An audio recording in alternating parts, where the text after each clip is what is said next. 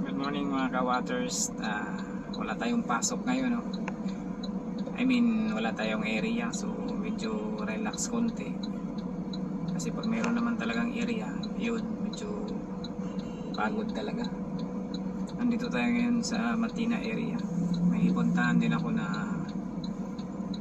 bidding area din. Parang marami kaming magbibid doon para makuha namin yung project. Pero siyempre, hindi man tayo kabado kasi kumpleto tayo sa papel. Pero ngayon may nagtatanong kung mahirap ba o paano ba ang pagnegosyo ng water refilling station. Since na meron din akong sarili water refilling station, nag-start ako is 2012, since na umalis ako dun sa military service ko. Hanggang ngayon nandun pa rin yun. Yun pa rin yung bumubuhay sa amin sa araw-araw. Doon namin kinukuha yung mga pag-aaral sa anak ko, allowances ng mga anak ko. Then pag may konti, binibigyan ko yung parents ko. Pero hindi ibig sabihin nun na kalakihan talaga. Ang ibig ko lang sabihin is yung pangailangan mo araw-araw is parang malibre na pag nandun na yung negosyo mo na water refilling station. Kaya sa akin, self-service na rin kasi ako ngayon kasi wala na ako sa government, no? Pero hindi ako nang panghinaan ng loob, saka focus lang ako. So ngayon okay naman yung resulta ng pagpasok ko sa water refilling business, no? Pero at the same time, nagtrabaho na rin po ako sa isang company. Supplier namin is Main Manila talaga, pero siyempre kailangan din nating pagservisyuhan yung boss natin kung sakaling tatawag nila tayo. Dito ngayon sa Davao is ako yung kumbaga sa site inspection dun sa gustong magpatayo ng refilling station. True, nag-inquire sila dun sa Maynila. Ako po yung pumupunta. May area kami sa Davao, Cotabato, South Cotabato, then Butuan, Surigao, ganun po. Then gamit po namin yung sasakyan namin. Lahat na po ng mga inquiries is i-forward po sa akin, then pinupuntahan ko po yun. Then doon naman po tayo sa water refilling business, kung magkano daw at paano. Doon po sa magkano, ito po yun. Ang refilling station po is hindi po natin sinasabi na is mineral, kasi meron tayong maririnig magkano yung mineral, pakabit ng mineral. So hindi po yung ganun, kasi ngayon centralized talaga ang tawag talaga sa tubig is mineral daw, no, di ba? Pero ganun yun.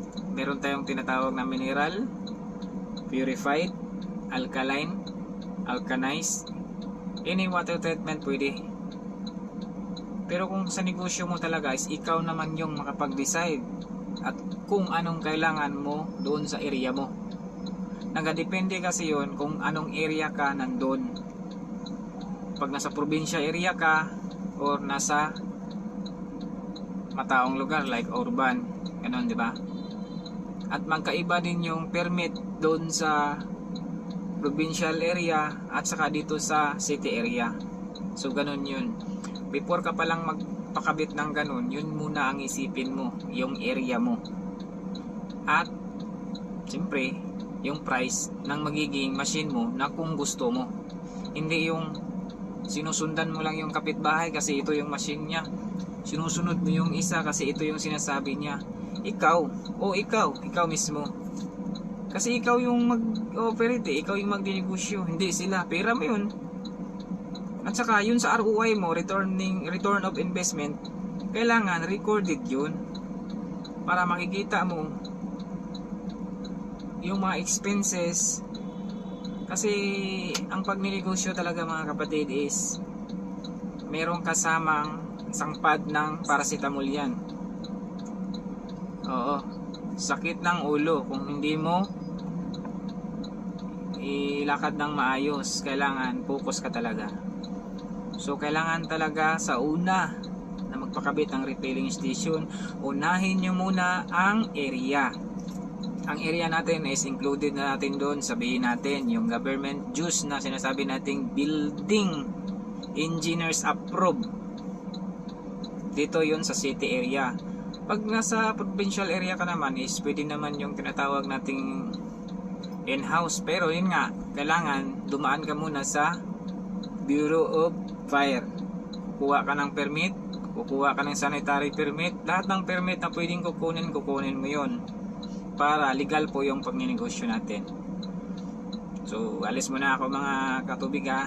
So, kung may katanungan kayo, doon pa lang ako sa umpisa lang muna. Pero siyempre, pag magustuhan nyo yung sinasabi ko, pwede na rin kayong magtanong kung ano yung susunod yung tanong. Kasi itong nilabas ko ngayon is doon lamang ito sa gustong mag-umpisa. Doon muna tayo sa mag-umpisa. So, ang sinasabi ko naman po is, ito yung related sa akin at saka pwede nyo rin sabihin, hindi totoo yan, hindi totoo yan. Ang sinasabi ko lang po is yung sa akin lang po. At saka yun po yung experience ko as ngayon nga 2024 na tumatakbo pa rin po. Doon pa namin kinukuha lahat ng aming pagkain, lahat po. Kung anong meron sa akin ngayon na bigay ng Panginoon, yun po ngayon. Kung may katanungan kayo sa regarding sa water refilling business, water treatment system, industrial system, pwede po kayong magtanong at isa-isahin po nating sagutin. Yun lang po sa side ko kung ano po yung na-experience ko. Alam ko maraming magaling talaga. Pero ang sinasabi ko po is yun lang po sa side ko.